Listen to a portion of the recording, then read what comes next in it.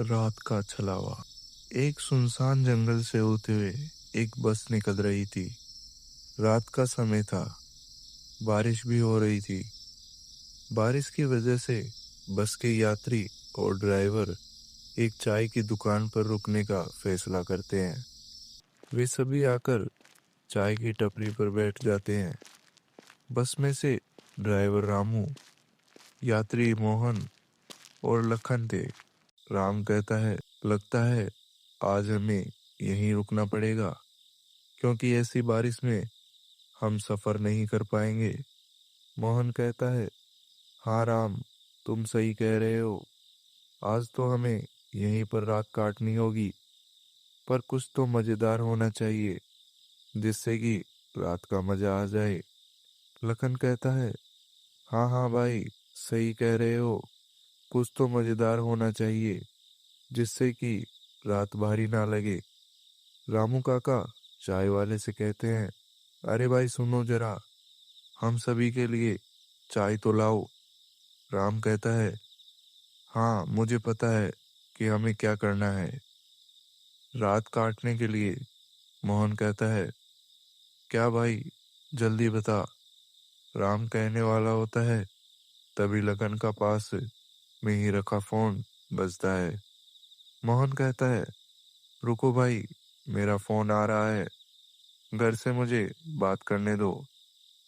Lakhan phone उठाता है और कहता है, हाँ माँ, आज हम नहीं आ पाएंगे, हम सभी कल आएंगे, आप चिंता मत करना, कहकर फोन रख देता है।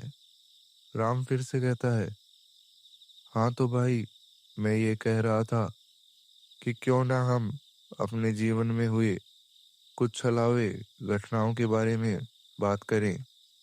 मोहन कहता है, भाई सही है, इससे ज्यादा सस्पेंस और मजेदार क्या ही होगा।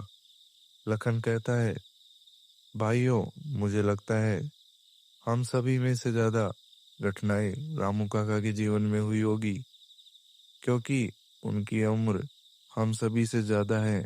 सभी लोग रामू काका की तरफ देखते हैं। रामू काका कहते हैं, नहीं बच्चों, ऐसा नहीं है, मेरे साथ सिर्फ एक ही छलावा हुआ था, उसके अलावा कोई भी छलावा नहीं हुआ।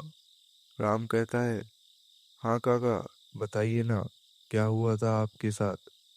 तभी रामू काका कहते हैं, ठीक है बच्चों, मैं तुम्हें सुनाऊंगा, पर तुम डरोगे तो नहीं ना।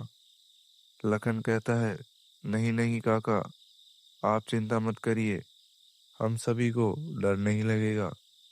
रामू काका कहते हैं, ठीक है बेटा, तो सुनो।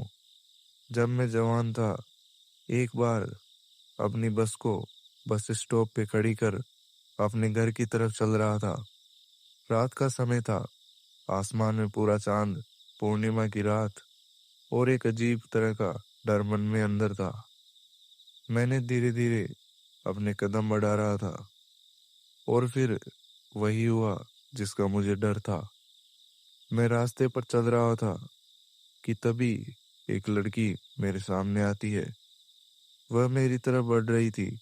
मैंने अपने मन में सोचा कि इतनी रात को अकेली लड़की यहाँ पर क्या कर रही है। मैंने मन में कई आशंकाएं उमड़ी। फिर मैं लड़की पास आई और कहती है, मैं लक्ष्मी हूँ, मैं अपने घर जा रही थी, क्या आप मुझे अपने घर छोड़ देंगे। कुछ देर तक मैं यूं का यूं रह गया। फिर मैंने सोचा, शायद हो सकता है सच में डर गई हो, इस वजह से मुझे कह रही हो घर छोड़ने के लिए। मैंने कहा, बताओ कहाँ है तुम्हारा घर, मैं तुम्हें छोड़ आता हूँ। वह कहती है, आप चलिए मेरे पीछे पीछे, मैं बताती हूँ। मैं उसके पीछे पीछे चलने लगता हूँ। रात काफी ज्यादा थी।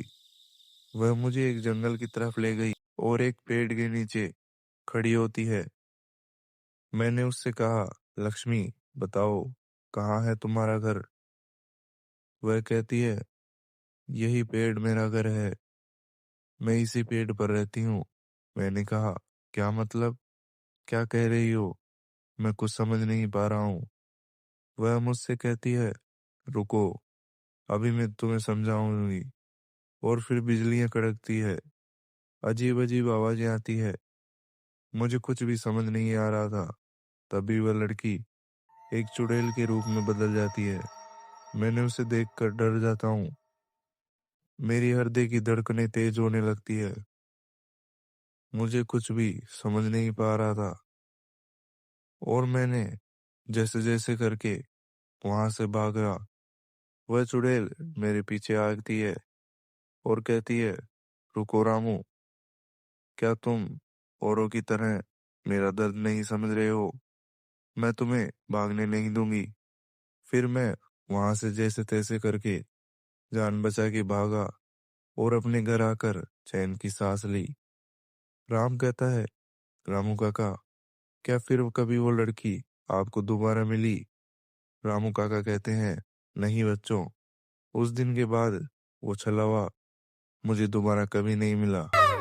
अगर वीडियो अच्छा लगा हो तो लाइक सब्सक्राइब करें ताकि अगला पार्ट सबसे पहले आपके पास पहुंचे।